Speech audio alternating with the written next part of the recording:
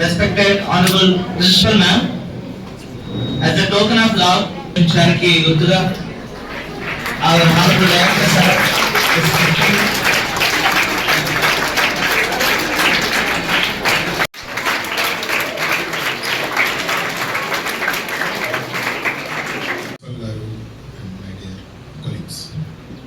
ఇది చాలా అదృష్టం.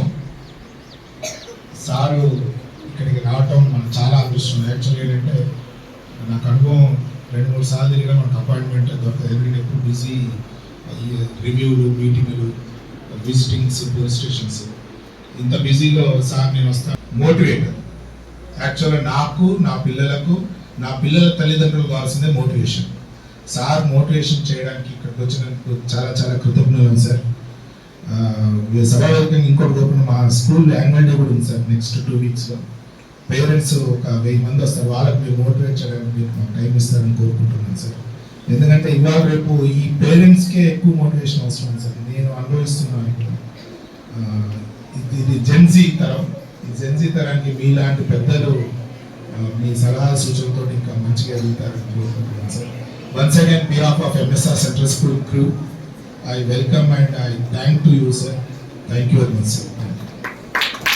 మైండ్ని జయిస్తే ఖచ్చితంగా విజయం మీ సొంతం అవుతుంది. మంచి ప్రణాళిక వేసుకోండి.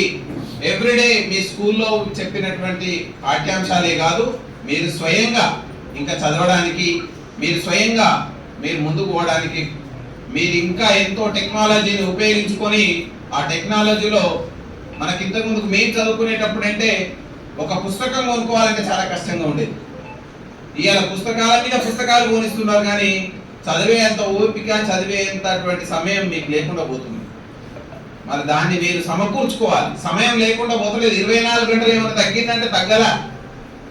రోజులో 24 గంటలే ఉంది, కానీ దాన్ని మనం వృధా చేస్తున్నాం వేరియస్ రీజన్స్ తోటి. ఎందుకు వృధా చేస్తున్నాం అంటే మనలో ఉన్నటువంటి ఆ చెడు మైండ్ మనల్ని డామినేట్ చేస్తుంది. దాన్ని అధిగమించినప్పుడు ఏ పుస్తకం కాదు, ఏ ఎగ్జామ్ కాదు, ప్రతిదీ కూడా మీకు చాలా ఈజీ అవుతుంది. మీరు అది స్వయంగా నియంత్రించుకోవాలి. స్వయం క్రమశిక్షణ. అందుకోసమే నేను చెప్తూ ఉంటాను, ఎక్కడికైనా పాఠశాలకు వెళ్ళినప్పుడు ఎవరో మీ అమ్మా నాన్నలో మీ టీచర్లో వచ్చి చెప్పాల్సిన అవసరం లేదు. మీరే స్వయంగా క్రమశిక్షణను అలవాటు చేసుకోండి.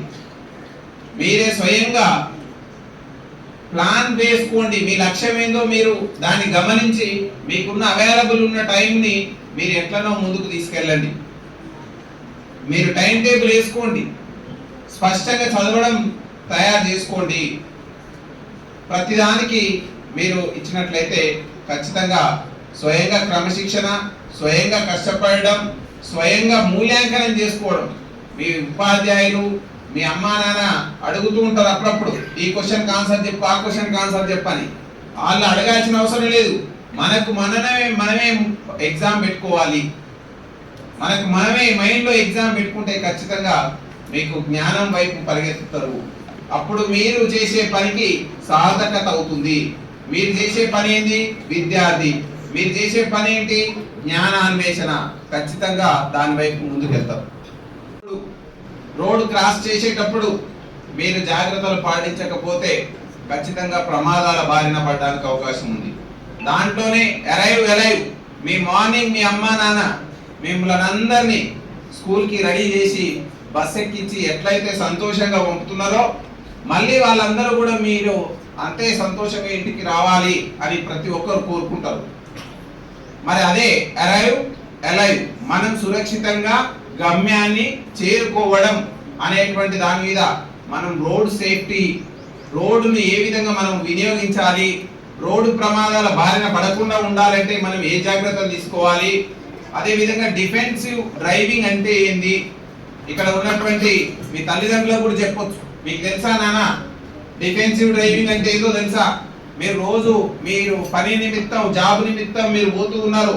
మరి ఏంటి అని అంటే 2 వీలర్ మనకు ఈ రోడ్డు ప్రమాదాల బారిన పడేటువంటి వాళ్ళ సంఖ్య ఏ యుద్ధంలో మరణించే వాళ్ళ సంఖ్య కంటే ఎక్కువగా ఉంది. మనకు ప్రతి సంవత్సరం ఇండియాలో 1,50,000 మంది రోడ్డు ప్రమాదాల బారిన పడి చనిపోతున్నారు. మన తెలంగాణ రాష్ట్రంలో 7,500 మంది రోడ్డు ప్రమాదాల బారిన పడి చనిపోతున్నారు. మన సూర్యాపేట జిల్లాలో 250 మంది నుంచి 300 మంది రోడ్డు ప్రమాదాల బారిన పడి చనిపోతున్నారు. ఇందులో రోడ్డు ప్రమాదాల బారిన పడి చనిపోయే వాళ్ళలో అత్యధికులు ఎవరంటే 2 వీలర్ వినియోగించే వాళ్ళు లేదా రోడ్డు దాటే వాళ్ళు, రోడ్డు పాదాచారులు, పెడెస్ట్రియన్ అంటాం. వీళ్ళే ఎక్కువగా ఈ యొక్క రోడ్డు ప్రమాదాల బారిన పడుతున్నారు. మరి దేనికోసం? విజ్ఞానవంతులు అవుతున్నారు కాబట్టి తెలుసుకున్న విషయాన్ని మీ తల్లిదండ్రులకు కూడా చెప్పాలి. ఏం చేయాలి? 2 వీలర్ మీద పోయేటప్పుడు మీ తల్లిదండ్రులకు చెప్పాలి, ఖచ్చితంగా హెల్మెట్ పెట్టుకోవాలి. పరిమితమైనటువంటి వేగం, ఒక వెహికల్ కి పరిమితమైనటువంటి వేగం ఉంటుంది, ఆ వేగ పరిధిలో ఉండాలి. ఒక వెహికల్ మీద 2 కంటే ఎక్కువ మంది ఉండొద్దు. 2 కూర్చున్నా ముందున్న హెల్మెట్ ధరించాలి, వెనుక ఉన్న ఆయన హెల్మెట్ ధరించాలి. రాంగ్ సైడ్ డ్రైవింగ్ చేయొద్దు, రాంగ్ రూట్ డ్రైవింగ్ చేయొద్దు.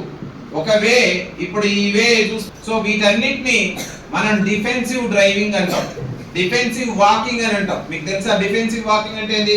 మనం గ్రౌండ్ లో గానీ మెట్ల మీద గానీ కారిడార్ లో గానీ నడిచేటప్పుడు ముందేముంది వెనకేముంది చుట్టూ చూసుకుంటూ మనం నడుస్తుంటాం. చూడకపోతే ఏమైతుంది? మెట్ల మీద నడిచేటప్పుడు మనం చూడకుండా నడిస్తే ఖచ్చితంగా మనకి దిశ అనేది మీరందరు విద్యార్థులు,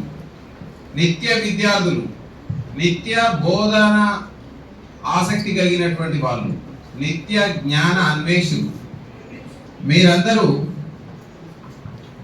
జ్ఞానాన్ని సంపాదించుకోవడం మీ యొక్క వృత్తి ఏంటంటే విద్యార్థి అంటేనే జ్ఞానాన్ని సంపాదించుకోవడం. జ్ఞానం అంటే తెలియని విషయాలను తెలుసుకోవడం. తెలియని విషయాలు ఎక్కడ ఉంటాయి? మీ యొక్క పుస్తకాలలో ఉంటాయి, మీ టీచర్లు చెప్పే అంశాల్లో ఉంటాయి, మీ యొక్క కొలీగ్స్ దగ్గర కూడా కొన్ని, మీ కో స్టూడెంట్స్ దగ్గర కూడా ఉండొచ్చు. వాటన్నిటిని నేర్చుకోవాలనే తపన మీకు ఎప్పుడు ఉండాలి. సో దానికోసం ఏం చేయాలి? ప్రతి ఒక్క విద్యార్థి ఏపీజే అబ్దుల్ కలాం మనకు భారత రాష్ట్రపతిగా పనిచేసినటువంటి గొప్ప మహానుభావుడు ఏపీజే అబ్దుల్ కలాం గారు ఒక విషయం చెప్పేవాళ్ళు. ఆయనకు విద్యార్థులు అంటే చాలా ప్రాణం. ఎప్పుడు పాఠశాలలోకి కళాశాలలోకి విజిట్ చేస్తున్నప్పుడు ఆయన అంటూ ఉండేవాడు, ఓ ప్రియమైనటువంటి భారత పౌరులారా, మీరే కదా నేటి బాలలు, రేపటి భారత పౌరులు. మీరందరూ మీ యొక్క జీవితాన్ని సార్థకం చేసుకోవాలి అని అంటే ఒక ఉజ్వలమైన ఉన్నతమైనటువంటి లక్ష్యాలను ఎంచుకోవాలి. మీరు పాఠశాలలు ఎప్పుడు దేవాలయాలే. మరి ఈ దేవాలయానికి వచ్చినప్పుడు ఖచ్చితంగా మంచి భక్తి శ్రద్ధలతోటి క్రమశిక్షణతోటి ఉపాధ్యాయులు చెప్పేటువంటి అంశాలని మనం కూలంకషంగా గ్రహించి దాన్ని మనం ఇంకా పరిశోధించే స్థాయికి మనం ఎదగాలి. ఉన్నత లక్ష్యాలను ఎంచుకోవాలి. ఆ ఉన్నతమైనటువంటి లక్ష్యాలను ఎంచుకునేటప్పుడు మనం అందరూ అంటుంటారు, నాకు ఒక కళ వచ్చింది, గొప్ప కళ వచ్చింది అని అంటుంటాం. ఏం కళ వచ్చింది? ఐఏఎస్ కావడానికి కళ వచ్చింది, ఐపీఎస్ కావడానికి కళ వచ్చింది, ఒక పెద్ద డాక్టర్ కావడానికి కళ వచ్చింది. అప్పుడే కదా మీరు ఈ రోజు బాల్యంలో బాలబాలికలుగా ఉన్న వాళ్ళు రేపు గొప్ప పౌరులుగా ఎదగాలని అంటే ఇప్పుడు మీరు కష్టపడాలి కదా. మీకున్న 24 గంటలు, మీకు 24 గంటలే ఉంటుంది, మీ పేరెంట్స్కి 24 గంటలే ఉంటుంది, 60 ఏళ్ళు దాటిన వృద్ధుని కూడా 24 గంటలే ఉంటుంది. ఆ 24 గంటలు ఉన్నటువంటి సమయాన్ని మీరు పాఠశాలలో ఎంతవరకు ఉపయోగించుకుంటున్నారు, మీరు పాఠశాల నుంచి ఇంటికి పోయినాక ఎంతవరకు మంచిగా ఉపయోగించుకుంటున్నారు, ఎంతవరకు సద్వినియోగం చేసుకుంటున్నారు అనేది ఒక ప్రశ్న మనం ఎప్పుడు వేసుకోవాలి. వేసుకున్నప్పుడే మనకు మంచి ప్రణాళిక తయారవుతుంది. ఒక్క దగ్గర ఉంటాయి, లేకుండా మనిషే ఉండడు. కాబట్టి దించండి. చెప్పారు కదా, మీ లక్ష్యం చదువు, విజ్ఞానం పెంపొందించుకోవటం, సామాజిక స్పృహ కలిగి ఉండటం. రైట్, మనం ఈ మధ్య హెల్మెట్ డ్రైవ్ చేసామా? మరి మీ పేరెంట్స్ హెల్మెట్ పెడుతున్నారా? మీరు కూడా పెట్టుకోవాలి. Okay, thank you very much sir. Sir small restriction.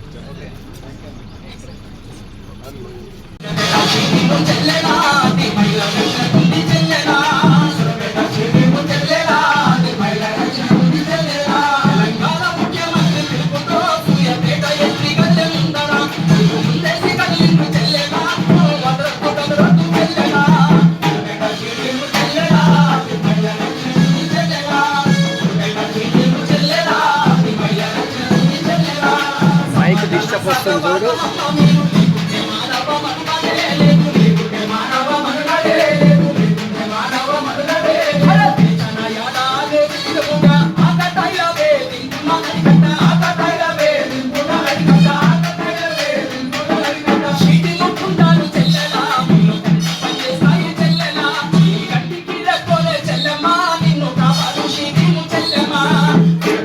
Hemos